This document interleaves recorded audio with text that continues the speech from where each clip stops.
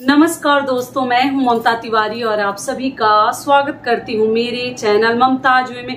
कैसे हैं आप सब? तो ये बताने के लिए कमेंट बॉक्स में हर हर महादेव हमेशा की तरह जरूर लिखे।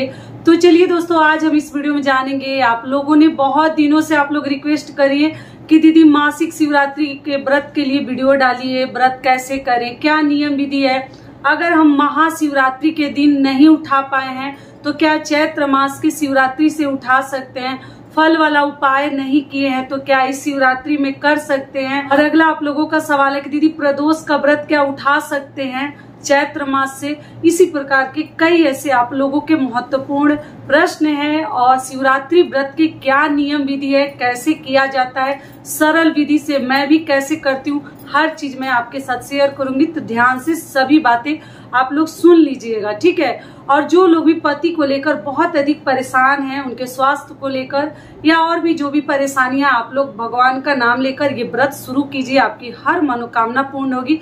तो चलिए सभी नियम विधि जान लेते हैं। तो आप लोग बने रहिए मेरे साथ मेरे चैनल पर।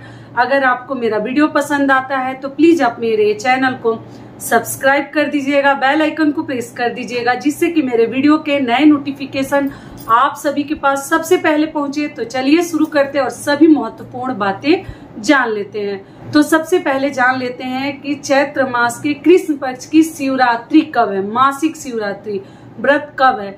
तो इस साल जो है चैत्र मास के कृष्ण पक्ष की शिवरात्रि जो है 7 अप्रैल को है। दिन क्या है? रविवार। रविवार के दिन हमें मासिक शिवरात्रि का व्रत रखनी है, ठीक है। महीने में एक बार हमें जरूर माह में एक व्रत अवश्य करनी चाहिए। शिव जी का व्रत करना बहुत ही अच्छा होता है और आप लोग चाहे तो प्रदोष का भी व्रत कर सकते हैं, आप लोग चाहे तो शिवरात्रि का भी कर सकते हैं। लेकिन ये जैसे महीने में 2 शिवरात्रि व्रत, 2 प्रदोष व्रत पड़ते हैं। शिव जी का अधिकतर व्रत मैं समझा चुकी हूँ कृष्ण पक्ष का ही किया जाता है। बाकी आप अपने घर के भी नियम देख लीजिएगा, लेकिन हमारे तरफ तो शिव जी का व्रत जो है कृष्ण पक्ष का ही किया जाता है। बातों को ध्यान से समझिएगा। और आप लोग पूछे कि दीदी प्रदोष का व्रत क्या उठा सकते हैं, शुरू कर सकते हैं? तो जी, अब आप लोग चाहे तो उठा सकते हैं। होलिका दहन जो है हो चुका है, तो आप जो है शनिवार के दिन जो प्रदोष व्रत पड़ता है ना, शनि प्रदोष व्रत, वो हमें उठा लेनी चाहिए। तो कब मिल रहा है हमें? शनिवार के दिन प्रदोष व्रत है 6 तारीख को, 6 अप्रैल को, और 7 अप्रैल को दिन रविवार को शिवरात्रि व्रत है, मासिक शिवरात्रि, जिसको त्रयोदशी, तेरस के नाम से हम जानते हैं। तो जिनको प्रदोष उठाना है प्रदोष उठा सकते हैं। जो लोग शिवरात्रि का व्रत उठाना चाहते हैं वो शिवरात्रि उठा सकते हैं। और जो महाशिवरात्रि से उठा चुके हैं, मैं पहले ही आप लोगों को बता चुकी थी कि आप लोग उठा लीजिएगा, बहुत ही पावन और पवित्र दिन है, तो वो आगे अपना कंटिन्यू करेंगे। मान लीजिए, ये भी समझा दे रही हूँ कि आप जो है शिवरात्रि का व्रत उठा लिए हैं और बीच में साथ में कोई और भी व्रत पड़ जाता है, लगातार कंटिन्यू हो जाता है, ऐसे हमें कोशिश करनी कि व्रत को छोड़नी नहीं है, कंटिन्यू करनी है। लेकिन मान लीजिए साथ में कोई व्रत और भी बड़ा व्रत आ गया, तीज हो गया, जितिया हो गया, या कोई और भी व्रत, नवरात्रि का प्रतिपदा, तो ऐसे में आप लोग छोड़ सकते हैं, ठीक है। अगर ऐसी स्थिति में अगर पड़ जाता है तो आप छोड़ सकते हैं। आप लोग चिंता मत कीजिएगा कि एक बार उठा लिए हैं तो, क्योंकि ये संख्या में नहीं है, हमें परमानेंट करनी है। जितने साल हमसे हो सकेगा हम करेंगे। आप लोगों ने पूछा है कि दीदी जैसे कि हमारे संतान के लिए हम व्रत करना चाहते हैं, तो देखिए संतान के लिए प्रदोष का भी व्रत शिव जी का आप लोग कर सकती हैं, संख्या में भी कर सकती हैं, मतलब संकल्प लेकर कि इतना करेंगे। या आप लोग मंगलवार का भी व्रत कर सकते हैं, हनुमान जी का। ऐसा माना जाता है कि मंगलवार का व्रत और मंगलवार का हमें पूजा पाठ हनुमान जी का करनी चाहिए, सुंदरकांड वगैरह पढ़नी चाहिए। तो इससे माना जाता है कि संतान की प्राप्ति होती है। बड़े बुजुर्ग करते हैं और कई लोगों को फायदा भी हुआ है। अगर आप लोग थोड़ा सा भी बातों पे विश्वास करते हैं तो दोनों में से कोई भी व्रत करके आप लोग देख सकती हैं। भगवान चाहेंगे तो आपकी हर मनोकामना, हर इच्छा जरूर पूरी होगी। तो ये दोनों व्रत संतान के लिए किया जाता है और शिवरात्रि जो है सुहाग के लिए किया जाता है।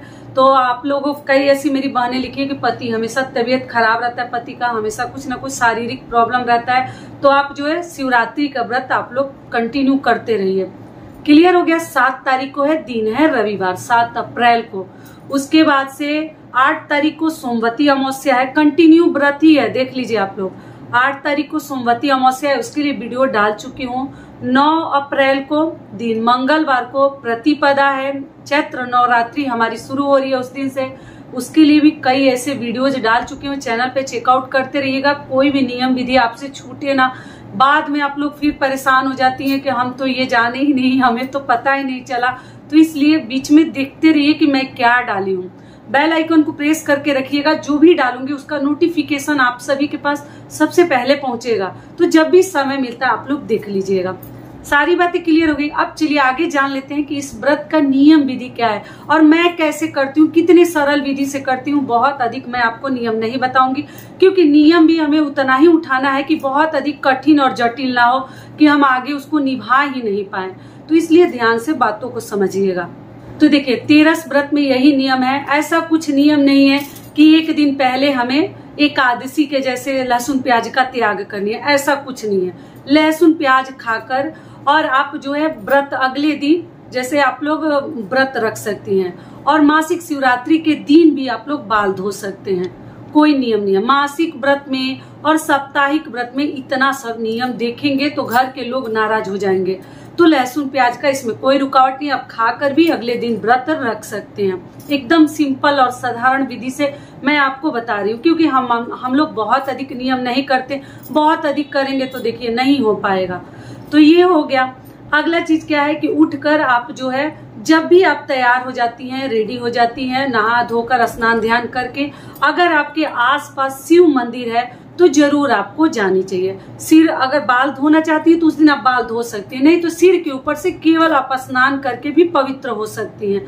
गंगा जल का अपने ऊपर छिड़काव कर लीजिए। अगर मान लीजिए लहसुन प्याज खाए तो नॉन वेज खाकर कोई भी व्रत ना रखें, इस बात का ध्यान रखिएगा। एक दिन पहले से ही आपको नहीं खानी है। और अगर आसपास शिव जी का अगर मंदिर है तो व्रत में कोशिश करें कि हमें जरूर जानी चाहिए। जो भी आप साधारण विधि से शिव जी की पूजा, आप लोग जानते ही हैं कि क्या शिव जी को चढ़ता है, वही सब फल फ्रूट चंदन और आप जो है फूल वगैरह अक्षत भांग जो भी मिल जाता है आप लोग चढ़ाकर आ जाइएगा।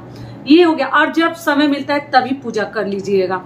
प्रदोष काल में भी लोग पूजा करते हैं शिव जी का। शाम को भी अगर समय मिलता है तो आप लोग जा सकती हैं, लेकिन मैं तो सुबह ही करती हूँ कि शाम के लिए वेट नहीं करती हूँ। बिन खाए हम लोग कोशिश करते कि बिना खाए अभिषेक कर ले, उसके बाद ही कुछ भी अपने मुख में हम डालें। तो आप देख लीजिएगा, जल और चाय वगैरह आप लोग पी सकती है, क्योंकि ये महाशिवरात्रि नहीं है। अगर सुबह सुबह चली जाती है तो मत पीजिए, लेकिन मान लीजिए देर हो जाएगा, लोगों को ऑफिस जाना है, बच्चों को स्कूल जाना है, तो आप चाय पानी पीकर भी जा सकती है। तो शाम को भी पूजा कर सकती है, सुबह भी पूजा कर सकती है। क्लियर हो गया। और उसके बाद से ये व्रत जो है फलाहारी रखा जाता है, अनाज नहीं खाते हैं। तो आप अपना देख लीजिएगा। केवल आप लोग चाहें तो शिवरात्रि के दिन पूजा भी कर सकते हैं, और आप लोग चाहें तो फलाहार रखकर व्रत भी कर सकते हैं। लेकिन मैं तो कहूंगी कि हर महिलाओं को शिव जी का व्रत अवश्य करनी चाहिए, बहुत ही अच्छा होता है सुहाग के लिए। बाकी तो भगवान के हाथ में, हमारे हाथ में तो कुछ नहीं है, फिर भी हमें अच्छे अच्छे नियम और धर्म जरूर अपनानी चाहिए। तो ये हो गया। और जिनको प्रदोष का करना है वो प्रदोष का भी कर सकते हैं, लेकिन प्रदोष के व्रत में तो शाम को ही पूजा किया जाता है। सुबह में आप साधारण विधि से घर में भी कर सकते हैं और शाम को वहां जाकर कर सकते हैं। दोनों व्रत का देखिए इसमें बता दी।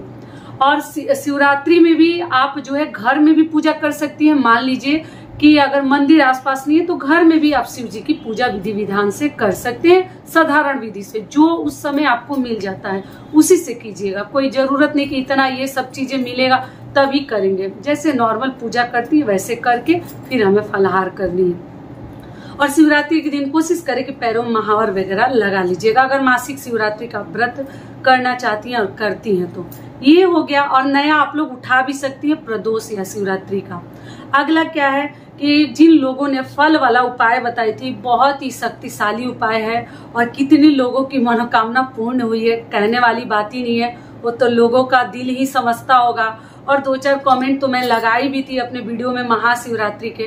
तो जो भी जिस भी परेशानी से आप लोग जूझ रहे हैं, परेशान हैं, तो एक बार ये उपाय कर लेने में क्या जाता है। एक फल का ही त्याग करनी है। और कई ऐसी मेरी बहनें बोली कि दीदी हमारा जो है संकल्प टूट गया है, गलती से हम ये जो फल जिस चीज का त्याग किए थे वो खा लिए हैं। तो जिनका टूट गया है वो भी, और जो अभी तक नहीं किए हैं वो भी, आप लोग 7 तारीख को दिन रविवार को शिवरात्रि है, मंदिर में जाकर शिव जी के सामने आप संकल्प ले सकती हैं कि हम 1 साल के लिए छोड़ना है। मनोकामना नहीं पूर्ण होगा वो फल खाना आप लोग शुरू कर दीजिएगा, लेकिन केवल 1 साल आपको त्याग करनी है, क्योंकि त्याग का फल जो होता है ना, और सब्र का फल मीठा होता है, तो करना तो पड़ेगा। अगर भगवान चाहेंगे तो आपकी हर इच्छा पूरी होगी, और इस उपाय से इच्छा पूरी होती है, और जिनकी हुई है वो तो बहुत खुश है।